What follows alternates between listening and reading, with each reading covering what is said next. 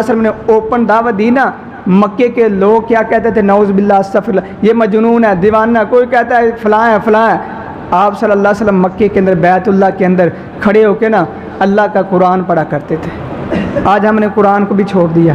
نبی صلی اللہ علیہ وسلم نماز پڑھ رہے ہیں، قیام کیا تو کیا کرتے ہیں؟ قرآن پڑھتے۔ مکے کے سردار جو آپ کے مخالف تھے وہ بھی چھپ چھپ کے آپ کا قرآن سنتے تھے۔ آپ صلی اللہ علیہ وسلم نماز پڑھتے ہیں، قیام کرتے ہیں، قرآن مجید پڑھ رہے ہیں۔ مکے کے اندر ایک سردار آیا، طفیل بن عمر۔ جب یہ مکے کے اندر آیا، یہ بھی بڑا امیر تھا۔ مکے کے سرداروں نے کہا اگر یہ مسلمان ہو گیا نا تو ہماری خیر نہیں، پھر اسلام مضبوط ہو جائے گا، مسلمانوں کے پیر جم جائیں گے۔ تو انہوں نے پہلے گھر کے اندر بلایا، کھانا کھلوایا۔ کھانے کے بعد کہتے ہیں یار آپ نے بیت اللہ کا طواف کرنا ہے نا، تو ایک وہاں نوجوان ہے، اس کی دعوت کے اندر کی طرف فکر نہیں کرنا، سوچنا نہیں، دیکھنا نہیں، نعوذ باللہ وہ ایسے ہے۔ تو عمر بن طفیل بن عمر کہتے ہیں میں نے سوچا ٹھیک ہے، میں نے اپنے کانوں کے اندر روئی ڈالی یا کپڑے ڈالے، جس طرح بھی چکر لگا رہا ہوں۔ جب میں چکر لگا رہا ہوں نا، چکر لگاتے لگاتے میری ایک نوجوان کی طرف نظر پڑی، اتنا خوبصورت، کہتے ہیں آج تک میں اتنا خوبصورت دیکھا ہی نہیں تھا۔ میں دیکھتا ہی رہ گیا۔ میں نے کہا اتنا خوبصورت ہے، اس کی آواز کیسی ہوگی؟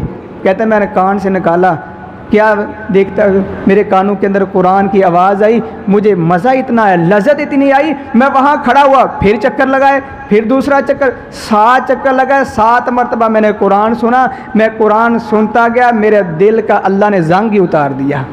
آج ہم قرآن پڑھتے نہیں، کہتے ہیں ہمارے دلوں کے اوپر زنگ لگ گیا ہے، ہمیں سکون نہیں، ہماری اولادیں نافرمان ہو گئی ہیں، ہمارے گھر کے اندر برکت ہی کوئی نہیں۔ میں کہتا ہوں برکت آئے گی کیسے؟ جب قرآن کو چھوڑ دیا برکت نہیں آئے گی۔ قرآن سارے کا سارا برکت ہے، ہم صرف لماریوں کے اندر رکھ دیتے ہیں، رمضان آیا تھوڑا جا پڑھ لیا ٹھیک ہے، نہیں، یہ قرآن پڑھنا بھی ہے، اس کے اوپر عمل بھی کرنا ہے، پھر اللہ تعالیٰ آپ کے گھر کے اندر سکون نازل فرمائے گا۔ تو طفیل بن عمر کیا کہتے ہیں؟ کہتے ہیں میں نے نبی صلی اللہ علیہ وسلم کے پاس آ کے بیٹھ گیا۔ میں نے کہا لوگ تو فلاں فلاں کہتے تھے، آپ کی دعوت کیا ہے؟ آپ صلی اللہ علیہ وسلم نے خطبہ پڑھا، کیا فرمایا؟ الحمدللہ نحمدہ ونستعینہ ونستغفرہ ونعوذ باللہ من شرور انفسنا ومن سیئات اعمالنا من یہدہ اللہ فلا مضل لہ ومن یضللہ فلا ہادی لہ ونشہد ان لا الہ الا اللہ ونشہد ان محمدً عبدہ ورسولہ۔ یہ خطبہ پڑھا، میرے دل نے، میرے دماغ نے سوچا جو پاگل ہوتے ہیں، دیوانے ہوتے ہیں، جادوگر ہوتے ہیں، وہ کیا کرتے ہیں؟ وہ دعوت دیتے ہیں، اپنی طرف دیتے ہیں، لیکن یہ تو ایسی دعوت ہے، اس کی ابتدا کیسے ہوئی؟